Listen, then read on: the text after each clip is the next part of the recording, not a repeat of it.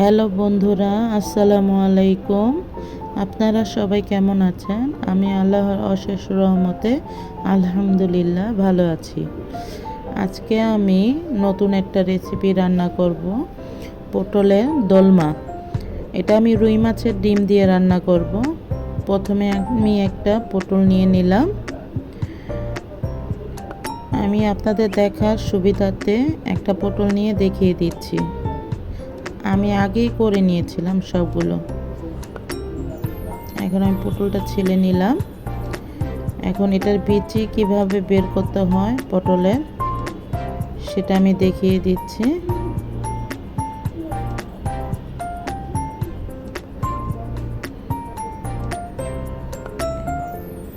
এভাবে নিয়ে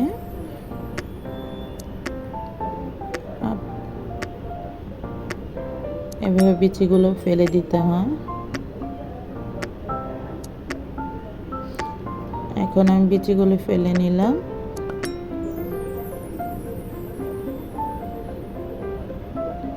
এখানে আমি সবগুলো আগেই করে নিয়েছিলাম।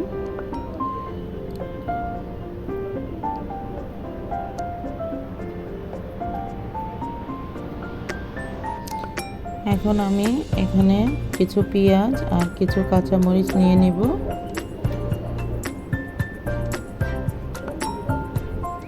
পেঁয়াজগুলো আমার নেওয়া শেষ, কাঁচামরিচগুলো নিয়ে নিলাম।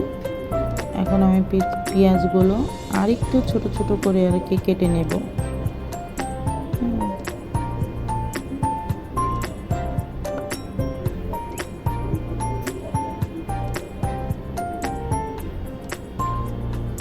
ছোট ছোট করলে ডিমের সাথে আর কি মিশে যাবে। কাঁচামরিচগুলো ছোট ছোট করে কেটে নিচ্ছি। তারপর এটাকেও ঠিক পেঁয়াজের মতো ছোট ছোট করে একটু করে নেব।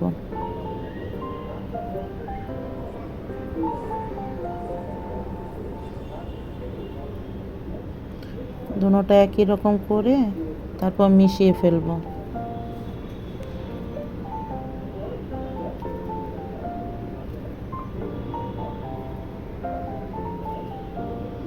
আমার করা শেষ।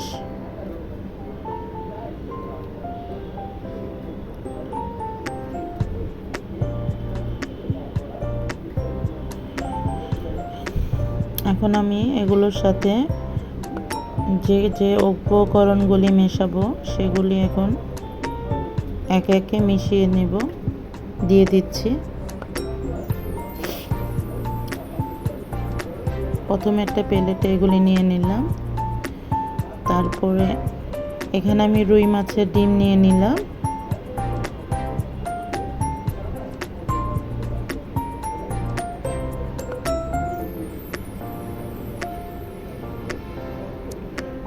ছোট ছোট করে নিচ্ছি, পিস করে নিচ্ছি। এখানে রুই মাছের বড় একটা ডিম ছিল আর ছোট একটা ডিম ছিল। তো দুটো একই সাথে কেটে নিচ্ছি।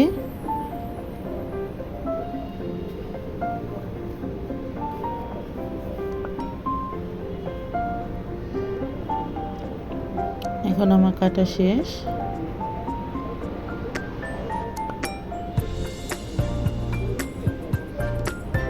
ঠিক এভাবে কেটে নেবেন।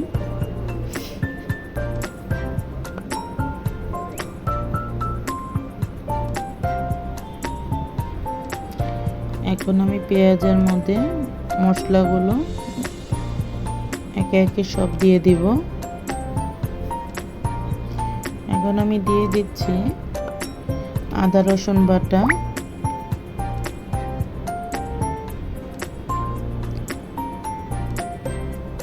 তারপরে দিয়ে দেব জিরা গুঁড়ো,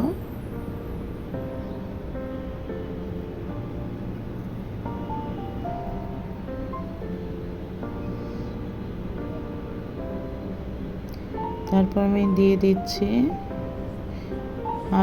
হাফ চামচ মরিচ গুঁড়ো, হাফ চামচ হলুদ গুঁড়ো, হাফ চামচ ধনিয়া গুঁড়ো।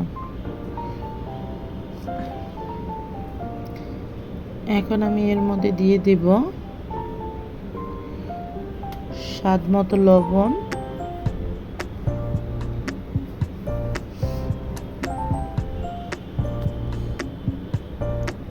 তারপরে আমি এর মধ্যে সরষের তেল দিয়ে দিচ্ছি।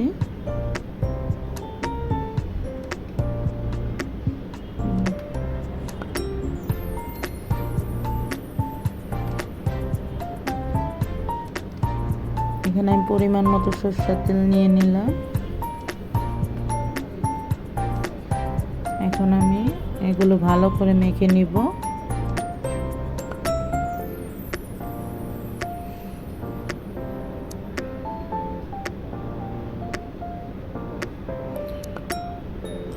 এটা ভালো করে মাখলে হবে কি, ডিমটা এটার সাথে সুন্দরভাবে মিশে যাবে। এখন আমার মাখা শেষ। এখন আমি ডিমগুলো দিয়ে দেব।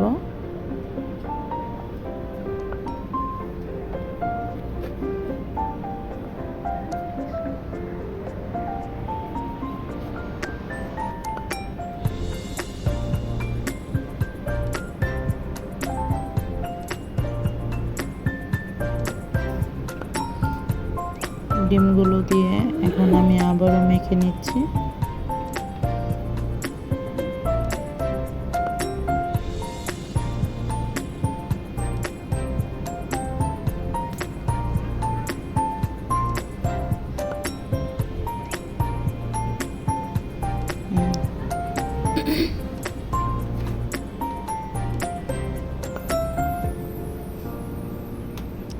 এখন আমার মাখা শেষ হয়ে গেছে। এখন আমি একটাই আপনাদের দেখিয়ে দিব। ঠিক এভাবে ভিতরে ঢুকিয়ে কিভাবে এটা করা যায়।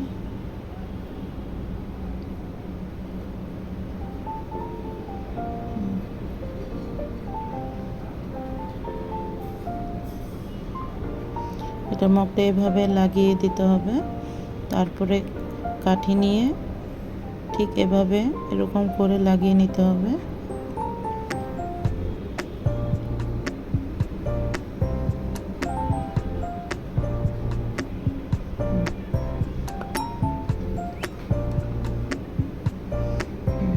বাড়তি অংশগুলো আমি কেটে নিব।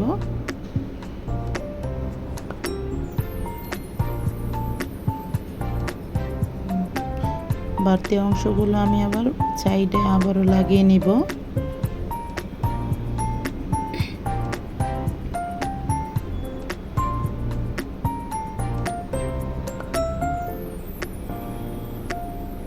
ঠিক এরকম করে লাগিয়ে নেবেন। এখন আমার সবগুলো হয়ে গেছে। এখন এগুলো আমি ভেজে নিব।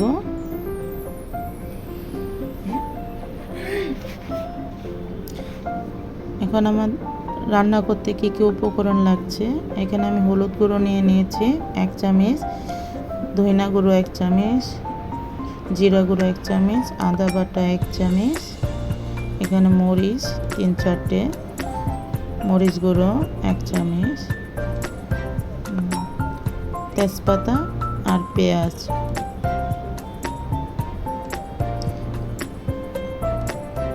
এখন আমি চুলায় কড়াইটা বসিয়ে দিলাম।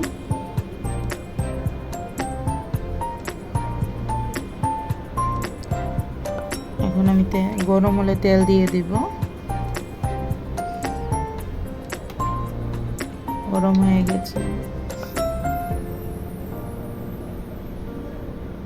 কড়াইটা গরম হয়ে গেছে। এখন আমি তেল দিয়ে দিচ্ছি।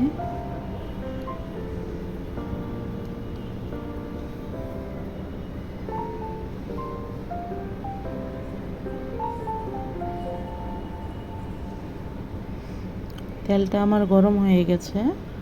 এখন আমি পটলগুলো দিয়ে দেব।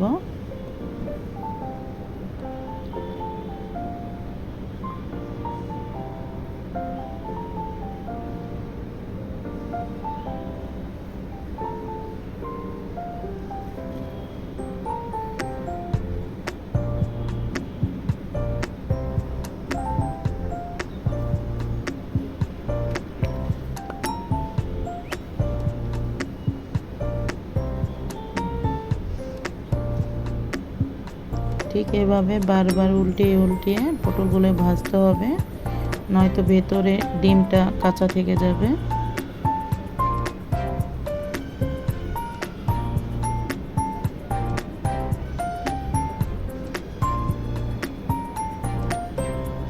এখন আমার পটলগুলো ভাজা হয়ে গেছে, উঠিয়ে নেব এখন আমি পাত্রে।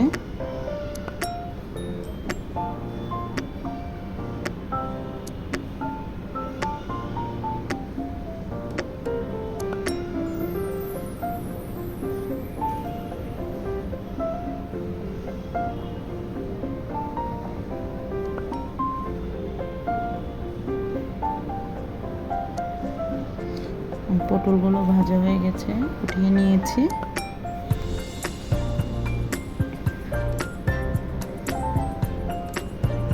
দেখেন দেখতে কত সুন্দর হয়েছে।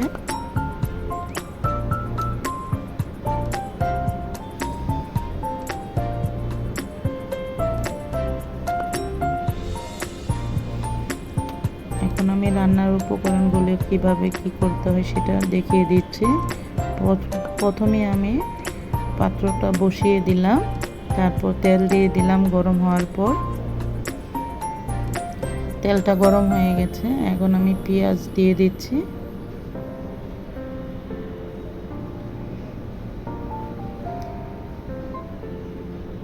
পেঁয়াজটা আমার ভাজা হয়ে আসলে তখন বাকি উপকরণগুলো দিয়ে দেব। পেঁয়াজটা খানিকক্ষণ ভেজে নিতে হবে। পেঁয়াজটা প্রায় আমার হয়ে আসছে।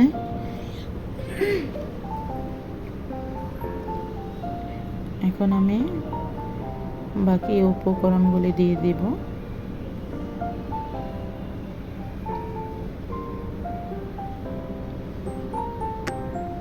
প্রথমে আমি দিয়ে দিচ্ছি আদা রসুন বাটা, তারপর তেজপাতা, তারপর আমি দিয়ে দিচ্ছি জিরা গুঁড়ো হাফ চামচ, ধইনা গুঁড়ো হাফ চামচ,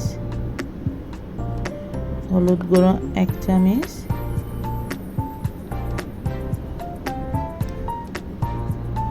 আর মরিচ গুঁড়ো 1 চামচ।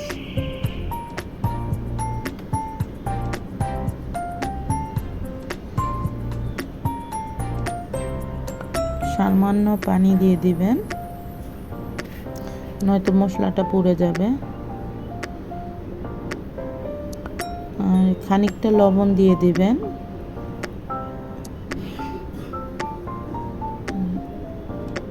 স্বাদ অনুযায়ী।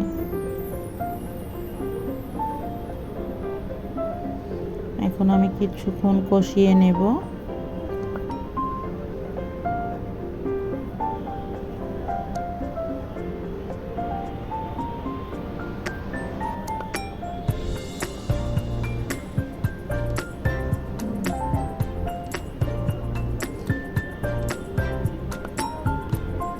একটু একটু করে পানি দিয়ে আবারও কষিয়ে নিচ্ছি।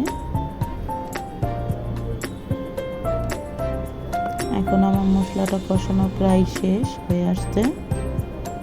এখন আমি পানি দিয়ে দেব।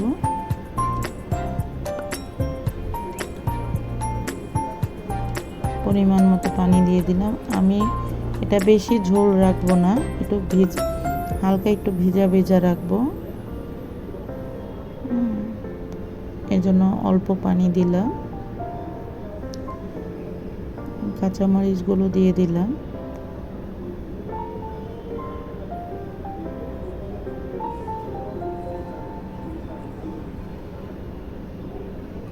এটা আমার প্রায় হয়ে আসছে। এখন আমি পটলগুলো দিয়ে দেব। পটলগুলো দেওয়া শেষ। এখন আমি মশলার মধ্যে ভালো করে নেড়ে নিব।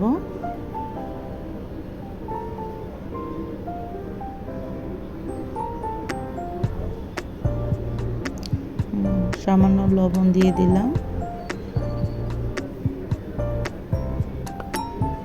লবণটা যার যার স্বাদ অনুযায়ী দেবেন। আর সামান্য একটু আমি শাক বাটা দিয়ে দেব। শাক বাটা কীভাবে বানাতে হয় আমার আরেকটা ভিডিওতে আমি সেটার রেসিপি দিয়ে দিব। হয়ে আসছে, প্রায় হয়ে আসছে।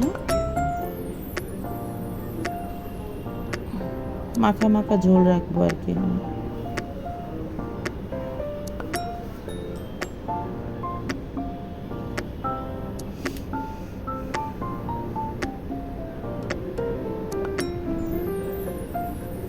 এখন আমি একটু শাক বাটা দিয়ে দিলাম।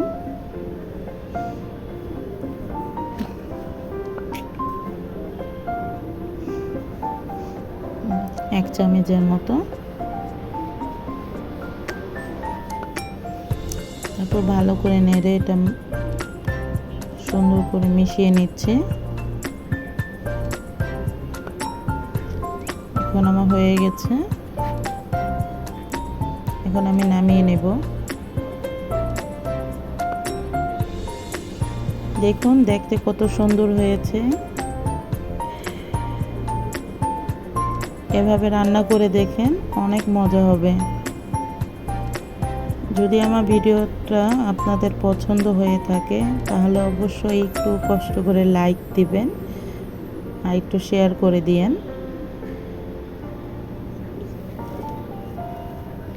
আল্লাহ হাফেজ।